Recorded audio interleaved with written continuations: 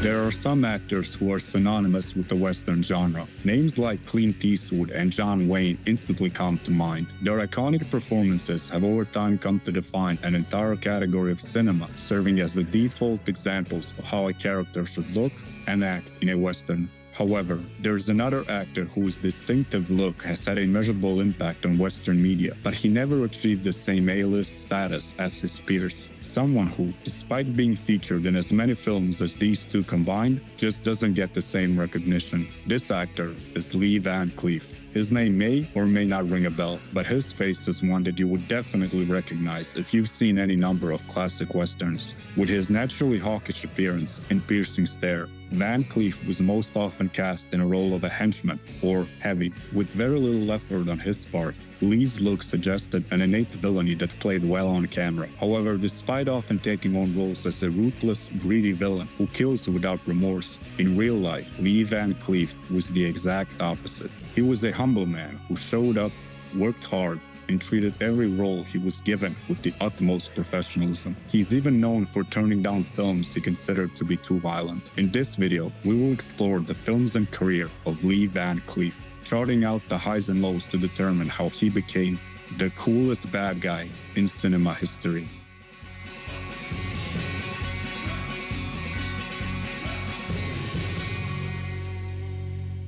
Born in 1925 in Somerville, New Jersey, Lee grew up not having big dreams of becoming an actor. He got married and had 3 children. After sharing an interest in artistic pursuits with one of his co-workers, Lee was encouraged to try out for a nearby amateur theater group. He immediately impressed with his skills and stage presence and landed a role in Mr. Roberts, a play that traveled across the country on a 15-month tour. Lee's naturalistic acting style was a sharp and interesting departure from the over-the-top Shakespearean acting that was so common in theater productions. He constantly strove for authenticity, changing lines to fit with his natural way of speaking, and sometimes dropping lines altogether in favor of using body language to convey his character's thoughts. These natural acting instincts would help define Lee's legacy. They made him stand out right from the beginning, and also made him the perfect candidate for his future film roles. While he was only acting for fun at the time, everything changed when in one performance of Mr. Roberts, Lee drew the eye of film producer Stanley Kramer. He was in the process of putting together a Western production called High Noon and saw great potential in the young actor. Kramer initially approached Lee with a possibly life-changing offer. He wanted him to play a sizable role in the film as Deputy Marshal Harvey Pell, the cohort to the film's protagonist, Marshal Will Kane, played by Gary Cooper. However, Kramer's offer came with one precondition. In order for Lee to be given the role officially, he would need to fix his nose by having its shape surgically altered to be less hawk-like and menacing. In his talk with Lee, Kramer said, "Right now, you look like an outlaw." Van Cleef outright refused in a not necessarily polite manner and was instead given a role he was more aesthetically suited to, as one of the film's 4 heavies, Jack Colby. The Harvey Pell character went to Lloyd Bridges, and Lee held on to a feature that would become his trademark before too long. Though having a small part, thanks to his determination and unique features, Lee makes a distinct impression in the final film. Jack Colby is the very first character to appear on screen, and Lee's striking 27-year-old visage immediately sets the tone for the rest of the film. High Noon ended up being extremely commercially successful. Because of its prevalence and popularity, audiences witnessed how good Lee was as a villain, even in such a small role. And with that, Lee Van Cleef's fate for the foreseeable future was sealed. He went on to play the villain many times over, appearing in 48 films by the end of the 50s, primarily westerns, but also adventure, crime, and sci-fi film, among others. 1957 was the busiest year of his entire career, showing up in total of 10 films, including Gunfight at the OK Corral, a Western cult classic starring Kirk Douglas and Burt Lancaster. Notably, he also played one of 4 bad guys in no less than 5 films between 1952 and 1961: High Noon, Kansas City Confidential, The Bravados, Day of the Badman, and Posse from Hell. It seems he preferred to be a part of a villainous group whenever possible. Just go on serving your watered-down liquor. And keep out of my business, Shenzi. One exception to this rule was his turn in the crime film Guns, Girls, and Gangsters, where he plays one of the gangsters who breaks out of jail to reclaim his wife after she had an affair with his former crime partner. This role was something of an anomaly for Van Cleef in his early roles throughout the 50s. Rather than playing a small background role, he was more or less a protagonist in the film. Another role where he had the spotlight for any amount of time was in the crime noir film The Big Combo. Lee plays a vital role in a groundbreaking scene in which his character takes part in a sadistic scenario that pushed the boundaries of what was morally acceptable in film at the time. His character Fonte aids in the torture of the film's protagonist, Detective Leonard Diamond, through the cruel misuse of a hearing aid before forcing him to drink an entire bottle of hair tonic to become intoxicated. While it's tame by today's standards, the entire scene is still pretty unsettling. And even though Fonte gets a considerable amount of screen time,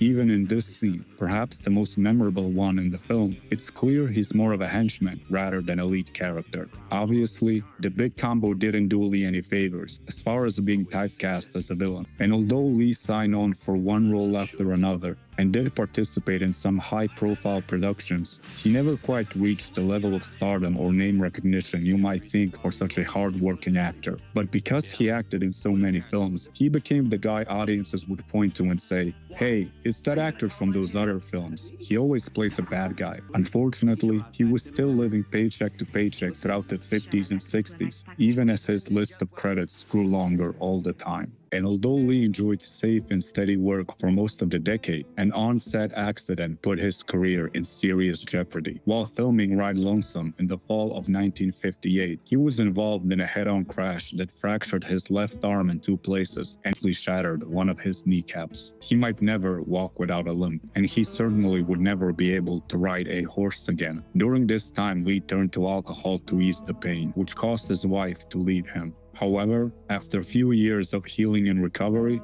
Lee was strong enough to start acting again, appearing in 1961's Posse from Hell as, surprise surprise, one of multiple bad guys. He was even able to ride horses again with the aid of a stepladder, proving the doctors wrong. He had small roles in two big films, The Man Who Shot Liberty Valance and How the West Was Won, both in 1962. But was greatly overshadowed by actors with a career on an upward trajectory, like Lee Marvin, who got to play the title character of Liberty Valance. Ironically, along with High Noon, these two films were the biggest American films he ever appeared in, and in all three of them, he is mostly just in the background among the other bad guy characters. But at least the director was kind enough to give him few short lines in the later films, which was a stark contrast to his completely silent debut in High Noon. That's right, hang him! Give him a rope necktie and let him swing! No one's bothering you, Donovan. You are.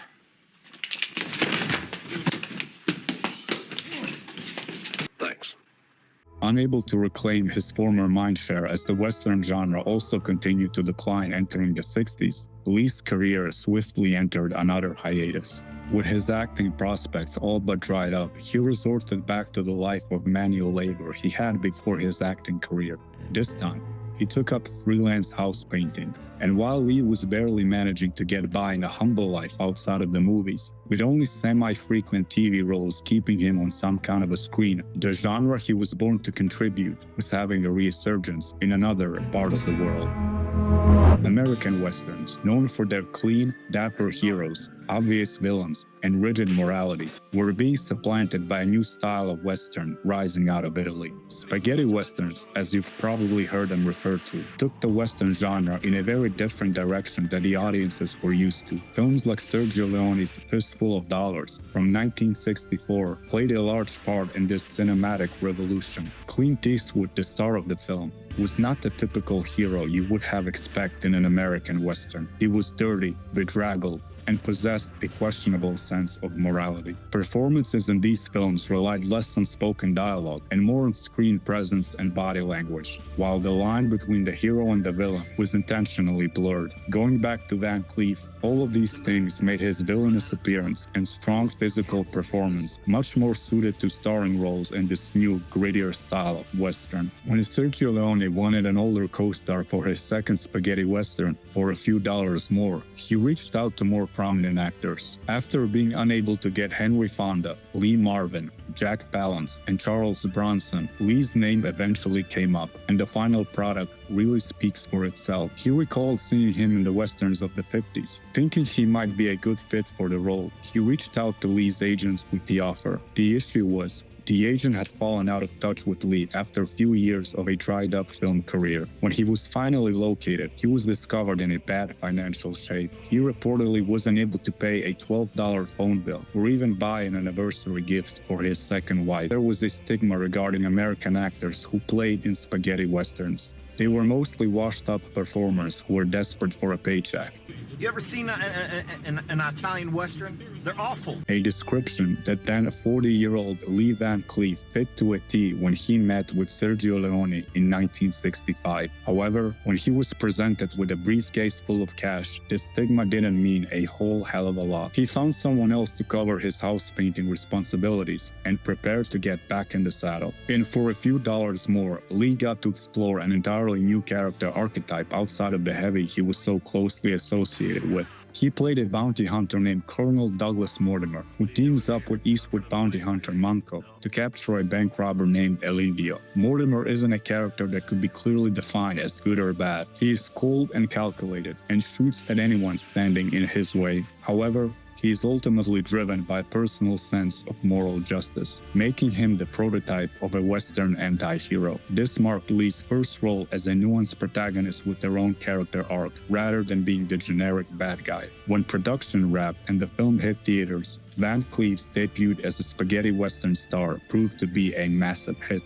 As the film destroyed the Italian box office, Sergio Leone immediately got to work on the next sequel, retaining the previous film's cast and adding Eli Wallach. In The Good, the Bad, and the Ugly, Lee plays well-renowned Angel Eyes, or The Bad, a character that is still to this day one of the coolest and slickest villains of all time. He's a character who doesn't speak much, but has a strong presence that silently commands every room he's in. And when he does actually open his mouth to speak, you know he means business. Even knowing the terrible things he's done, the way Van Cleef plays him almost makes you want to root for him because he's so damn mysterious, unpredictable, and cool. This movie, probably more than any other, made the most out of Lee's trademark strong physical presence and villainous appearance. Part of what made Van Cleef's character mysterious was a certain new addition or subtraction to his physical appearance. A missing fingertip on his right hand becomes apparent during what might be the most famous scene in the film,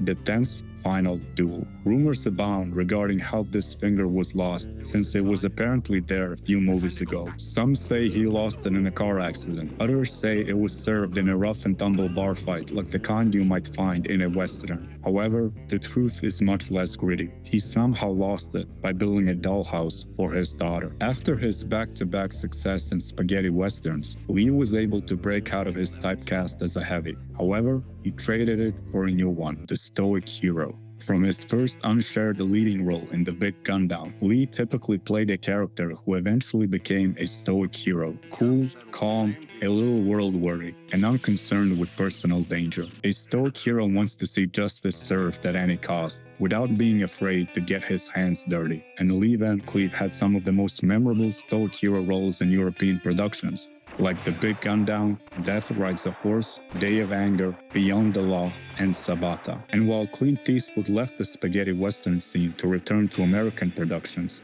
Lee stayed in Europe. It seemed like this decision was to his benefit at the time since he was in demand, but it may have ended up critically damaging his career in the long run. The overall quality of his films began to decline, although his performances never suffered, and combined with his strict code of refusing to take on roles that involved hurting women, children, and animals, so did his spaghetti western career. However, as his more recent films began to be released back in the States, he had a growing fan base of people who were taking notice of not just his spaghetti westerns, but also all the other films he had shown up in over the past decade. It was a positive turn. But by the time Lee made the jump back to America and attempted to capitalize on the revitalized popularity, the genre was dying out yet again.